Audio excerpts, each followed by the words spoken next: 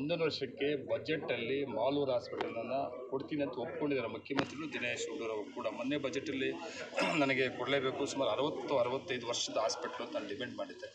ಈ ಬಜೆಟಲ್ಲಿ ಬೇಡ, ಮುಂದಿನ ಬಜೆಟಲ್ಲಿ ಅವಕಾಶ ಮಾಡಿಕೊಡ್ತೀವಿ ಅಂತ ಹೇಳಿದರು.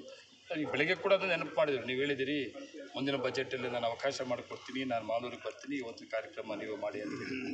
ಗ್ಯಾರಂಟಿಗಳ ಭರವಸೆಯ ಕಾರ್ಯಕ್ರಮ ಸಮಾವೇಶ, ಈ ಕಾರ್ಯಕ್ರಮಗಳನ್ನು ಸಮಾವೇಶವಾದ ಕಾರ್ಯಕ್ರಮವನ್ನು ಇವತ್ತು ಪ್ರಾರಂಭ ಮಾಡಿದ್ವಿ. ಅದು ಮಾಸ್ತಿನಲ್ಲಿ.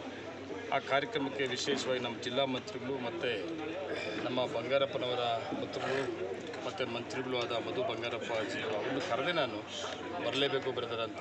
ಇಲ್ಲೆಲ್ಲ ಬಂದೇ ಬರ್ತೀನಿ ಅಂತ ಬಂದು ಜಿಲ್ಲಾ ಮಂತ್ರಿಗಳು ಕಾರಣಾಂತರ ಬರೋಕ್ಕಾಗಲಿಲ್ಲ. ಮುಖ್ಯಮಂತ್ರಿಗಳು ಬೇರೆ ಕೆಲಸ ಅವಶ್ಯಕತೆಯಿಂದ ನನಗೆ ಮಧು ಬಂಗಾರಪ್ಪನವರು ಇವತ್ತು ನಮ್ಮ ಜೊತೆಯಲ್ಲಿ ಒಂದು ದಿನೆಲ್ಲ ನಮ್ಮ ತಾಲೂಕಲ್ಲಿ ಫ್ರೀಯಾಗಿ ನಮ್ಮ ಸರ್ಕಾರ ಯೋಜನೆಗಳನ್ನು ಕಾರ್ಯಕ್ರಮಗಳನ್ನು ಬಿಡಿಸಿ ಜನಗಳಿಗೆ ಹೇಳಿದರು. ಮತ್ತು ನಮ್ಮ ಜೊತೆಯಲ್ಲಿ ಕೂಡ ಸುಮಾರು ನಮ್ಮ ತಾಲೂಕು ವಿಷಯಗಳನ್ನ ತಿಳ್ಕೊಳ್ಳೋ ಜೊತೆಗೆ ನಮ್ಮ ಜೊತೆಯಲ್ಲಿ ಇಲ್ಲಿವರೆಗೂ ಕೂಡ ಇದ್ದಾರೆ. ಒಂದು ಗ್ಯಾರಂಟಿ ಭರವಸೆ ಒಂದು ಸಮಾವೇಶ ಒಂದು ಕಡೆ ಆದರೆ, ಇನ್ನೊಂದು ಸುಮಾರು 6 ಕೋಟಿಯಲ್ಲಿ ದಾನಿಗಳೊಬ್ಬರು ಶಾಲಾ ಬಿಲ್ಡಿಂಗನ್ನು ಕೊಟ್ಟಿದ್ದಾರೆ ಮಾಸ್ತಿಗೆ. 6 ಕೋಟಿಯಲ್ಲಿ ಅದನ್ನು ಗುದ್ದಲಿ ಪೂಜೆ ಕೂಡ ಅವ್ರ ಕೈಯಲ್ಲಿ ಮಾಡಿಸಿದ್ವಿ. ಅದ್ರ ಜೊತೆಗೆ ಸುಮಾರು 2.5 ಕೋಟಿನಲ್ಲಿ ಮಾಸ್ತಿ ಬಸ್ ಸ್ಟ್ಯಾಂಡನ್ನು ಮಾಡಬೇಕು ಅಂತ ತುಂಬ ವರ್ಷಗಳ ಆಸೆ ಇತ್ತು ನನಗೆ. ಅದಕ್ಕೆ ಅವಕಾಶ ಸಿಕ್ತು, ಅದನ್ನು ಕೂಡ ಗುದ್ದಲಿ ಪೂಜೆ ಮಾಡಿದ್ದಾರೆ. ಮತ್ತು ಗೌರ್ಮೆಂಟ್ ಹಾಸ್ಪಿಟ್ಲಿಗೆ ಹೋಗಿದ್ದೀವಿ, ಅವಲ್ಲಿ ದಿನೇಶ್ ಗುಂಡೂರಾವ್ ಕೂಡ ಬರಬೇಕಿತ್ತು.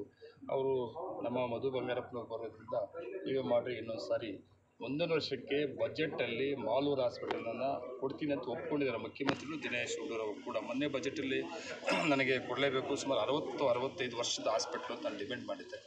ಈ ಬಜೆಟಲ್ಲಿ ಬೇಡ, ಮುಂದಿನ ಬಜೆಟಲ್ಲಿ ಅವಕಾಶ ಮಾಡಿಕೊಡ್ತೀವಿ ಅಂತ ಹೇಳಿದರು. ಈ ಬೆಳಗ್ಗೆ ಕೂಡ ಅದನ್ನು ನೆನಪು ಮಾಡಿದರು. ನೀವು ಹೇಳಿದಿರಿ ಮುಂದಿನ ಬಜೆಟಲ್ಲಿ ನಾನು ಅವಕಾಶ ಮಾಡಿಕೊಡ್ತೀನಿ, ನಾನು ಮಾಲೂರಿಗೆ ಬರ್ತೀನಿ, ಇವತ್ತಿನ ಕಾರ್ಯಕ್ರಮ ನೀವು ಮಾಡಿ ಅಂತ ಹೇಳಿದ್ರು.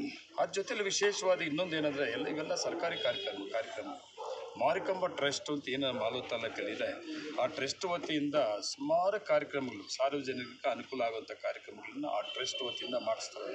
ನನಗೆ ಸಿಕ್ಕಂಥ ಅವಕಾಶ 5 ವರ್ಷದಲ್ಲೂ ಕೂಡ ಅಷ್ಟೇ, ಹೋದ ಅವಧಿಯಲ್ಲೂ ಕೂಡ ಕೊರೋನಾ ಕಷ್ಟದಲ್ಲಿ ಸರ್ಕಾರಗಳು ಕೊಡೋಕ್ಕಾಗದಂಥ ಕಾರ್ಯಕ್ರಮಗಳನ್ನು ಮಾರಿಕಾಂಬಾ ಟ್ರಸ್ಟಿಂದ, ಅದು ಆಕ್ಸಿಜನ್ ಇರ್ಬೋದು, ಮತ್ತು ನಮಗೆ ಆಕ್ಸಿಜನ್ ಬೆಡ್ಗಳು ಸಿಕ್ಕಲಿಲ್ಲ ಅಂತಂದರೆ, ಆದರೆ ಮಾಲೂರಲ್ಲಿ ಆ ಬೆಡ್ಗಳಿಗೆ ಕೊರತೆ ಆಗಲಿಲ್ಲ. ಕಾರಣ ಯಾರು ಅಂದರೆ ಮಾರಿಕಾಂಬಾ ಟ್ರಸ್ಟ್ ಸಪ್ರೇಟ್ ರೂಮಲ್ಲಿ ಒಂದು ಆಕ್ಸಿಜನ್ ಬೆಡ್ಡನ್ನು ಸಪ್ರೇಟನ್ನು ಮಾಡಿದ್ದು. ಮತ್ತು ಯಾವುದೇ ಔಷಧಿ ಬೇಕಾಗಲಿ ಆ ಕೊರೋನಾ ಟೈಮಲ್ಲಿ ಮಾರಿಕಾಂಬಾ ಟ್ರಸ್ಟನ್ನು ನಾನು ತುಂಬ ಬಳಸ್ಕೊಂಡಿದ್ದೀನಿ ನಾನು. ಅಷ್ಟೇ ಅಲ್ಲದೆ RO ಪ್ಲ್ಯಾಂಟ್ಸ್ ಮಾಲೂರು ಟೌನಲ್ಲಿ ಸುಮಾರು RO ಪ್ಲ್ಯಾಂಟ್ಸು, ಮತ್ತು ಗ್ರಾಮಾಂತರ ಪ್ರದೇಶಕ್ಕೆ ಬರಬೇಕು ಅಂತಂದರೆ ಅಲ್ಲಿ ಸಹಕಾರ ಕೊಟ್ಟು ಸ್ಕೂಲ್ ಬಿಲ್ಡಿಂಗ್ಸು. ಮೊನ್ನೆ ಮಾಲೂರಲ್ಲಿ ಒಂದು ಸ್ಕೂಲ್ ಬಿಲ್ಡಿಂಗ್ ಕೊಟ್ಟರು ನನಗೆ. ತುಂಬ ಇಲ್ಲಿ ಸುಮಾರು ವರ್ಷಗಳು ಸುಮಾರು 65-70 ಲಕ್ಷದ್ದು ಒಂದು ಸ್ಕೂಲ್ ಬಿಲ್ಡಿಂಗ್ ಕೊಟ್ಟಿದ್ದು. ಇವತ್ತು ಲ್ಯಾಬನ್ನು ಇಲ್ಲಿ ನಮ್ಮ ಮಧು ಬಂಗಾರಪ್ಪನವರು ಈಗ ಮಂತ್ರಿಗಳು ಉದ್ಘಾಟನೆ ಮಾಡಿದ್ದಾರೆ. ಈ ಲ್ಯಾಬ್ ಕೋಲಾರಲ್ಲಿಲ್ಲ, ಬೆಂಗಳೂರಿಗೆ ಹೋಗಬೇಕಾಗಿತ್ತು. ಇಲ್ಲಿ ಸಿಕ್ಕುವಂಥ ಕೆಲವು ಟೆಸ್ಟ್ಗಳು ಅದು ನಾವು ಬೆಂಗಳೂರಿಗೆ ಹೋಗಬೇಕಿತ್ತು. ಅಂಥ ಅವಕಾಶವನ್ನು ನಮಗೆ ಇಲ್ಲಿ ಮಾಲೂರಲ್ಲಿ ಮಾರಿಕಾಂಬಾ ಟ್ರಸ್ಟ್, ಇದನ್ನು ಬಿಸ್ನೆಸ್ ಅಲ್ಲ ಅವ್ರದ್ದು. ಅವಾಗಲೇ ನಮ್ಮ ಮಂತ್ರಿಗಳು ಹೇಳಿದಂಗೆ ದೇವರು ಕೊಟ್ಟಂಥ ದುಡ್ಡನ್ನು ಪ್ರಸಾದವಾಗಿ ಈ ರೀತಿ ಎಲ್ಲ ಹಂಚಿಕೆ ಮಾಡುವಂಥ ಕೆಲಸ ಟ್ರಸ್ಟ್ ಅವ್ರು ಮಾಡ್ತಾಯಿದ್ದಾರೆ. ಮುಂದಿನ ದಿನಗಳಲ್ಲಿ ಆ ಟ್ರಸ್ಟಿನ ಸಹಕಾರ ನಮಗೆಲ್ಲ ಇಲ್ಲಿ ನಮ್ಮ ತಾಲೂಕಿನ ಜನತೆಗೆ ಹೆಚ್ಚಿಗೆ ಅಂತೇಳಿ ಆ ತಾಯಿಯನ್ನು ಕೂಡ ಕೇಳ್ಕೊತೀನಿ. ಎಲ್ಲ ರೀತಿಯ ಶಕ್ತಿ ಕೊಡಲಿ ಮಾಲೂರು ತಾಲೂಕಿಗೆ. ಆ ಟ್ರಸ್ಟ್ಗೆ ಏನು ಇವತ್ತು ಬುದ್ಧಿ ಕೊಟ್ಟಿದ್ದು ಇದನ್ನು ಹಿಂಗೆ ಮುಂದುವರಿಸ್ಕೊಂಡು ಮಾಲೂರು ತಾಲೂಕಿಗೆ ಅವಕಾಶ ಮಾಡಿಕೊಡ್ತೀನಿ. ನಮಸ್ಕಾರ.